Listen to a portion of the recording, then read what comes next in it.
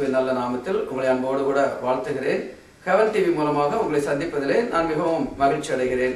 அமெரிக்காவிலே இருக்கிற Jesus family ஊழியங்களின் சார்பாகவும் பாஸ்டன்ல இருக்கிற எங்களுடைய சபையின் ஜீசஸ் ஃபேமிலி சபையின் சார்பாகவும் உங்களை அன்போடு கூட வாழ்த்துகிறேன்.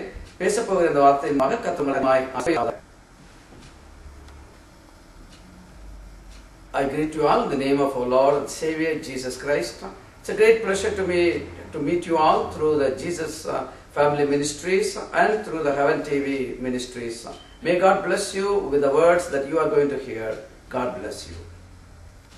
பரிசுத்த நாமத்திற்கு மகிமை உண்டாவதாக. Heaven TV மூலமாக உங்களை சந்திப்பதிலே நான் மிகவும் மகிழ்ச்சி அடைகிறேன்.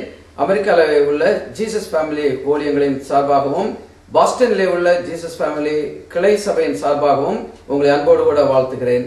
நீங்கள் கேட்க போகிற வார்த்தைகளின் மூலமாக கர்த்தர் உங்களை மிகவும் ஆசீர்வதிப்பாராக. கர்த்தருடைய கிருபையும் சமாதானமும் உங்களுடைய வாழ்க்கையிலே பெருகுவதாக. இந்த நாளிலும் ஆண்டவருடைய வார்த்தையை உங்கள் மத்தியிலே பேசுவதிலே நான் மிகவும் மகிழ்ச்சி அடைகிறேன். அருமையானவர்களே, கர்த்தர் தம்முடைய வார்த்தையினாலே வானத்தையும் பூமியையும் சிருஷ்டித்தார் என்று வேதம் சொல்லுகிறது. கர்த்தர் தம்முடைய வார்த்தையினாலே அவர் இல்லாதவர்களை இருக்கிறவர்களை போல அழைக்கிறார் என்று நாம் வேதத்திலே வாசிக்கிறோம். கர்த்தர் தம்முடைய வார்த்தையினாலே அநேக அற்புதங்களை செய்தார் என்று சொல்லி நாம அறிந்திருக்கிறோம். புதிய ஏற்பாட்டிலே பார்ப்பீர்கள் என்று சொன்னால் மரித்து கிடந்தவர்களை இயேசு தம்முடைய வார்த்தையினாலே உயிரோடு எழுப்பினார். பூமி சொன்னபோது மரித்தான அந்த சிறுமி உயிரோடு எழுந்து வேதம் சொல்லுகிறது. இயேசு அதிகாரமாய் அழைத்த போது 4 நாள் போன லாசரோடு எழுந்து வந்தான் என்று வேதத்திலே வாசி. எனவே கர்த்தருடைய வார்த்தைக்கு நம்முடைய வாழ்க்கையிலே நாம் முக்கியம் வேண்டும். வாழ்க்கை வார்த்தை நம்முடைய வாழ்க்கையில் முதலிடம் கொடுக்க கர்த்தரே அப்பட்டம் விசுவாசிக்க வேண்டும். தீர்க்கதரிசி புஸ்தகம் 1வது வசனத்திலிருந்து நான் சொல்ல விரும்ப ஏசாயா தீர்க்கதரிசி எழுதுகிறார். ஏசாயா 1:1 வசனம் யார் வழிபட்டது என்ற கேள்வி சொல்லும் ஆண்டவர் கடமையை குறித்தும் அவர் வழிநடை குறித்தும் அவருடைய நியமங்களை குறித்தும் நாங்கள் சொல்லுகிறதை ஏற்றுக்கொண்டவர்கள் யார் என்று சொல்லி கேள்விகிறார். அதே வேளை கர்த்தருடைய பட்டு என்று பார்க்கிறோம்.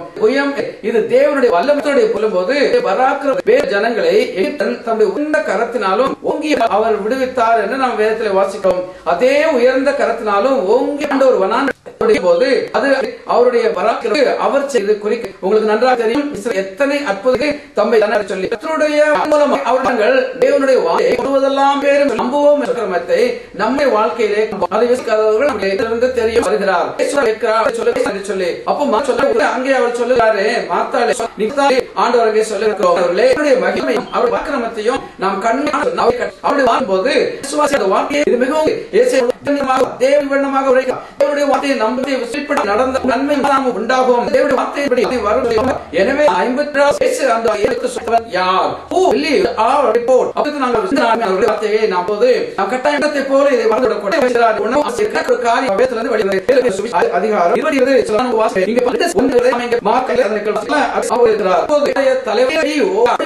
விழுகிறான்.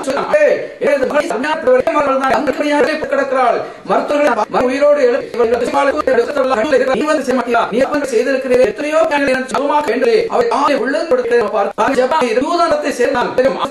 தலைவர்கள் தான் அறிந்து கொள்வார்கள்.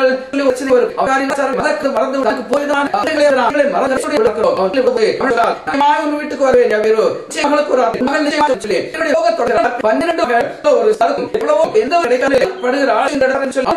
சந்திப்பேன்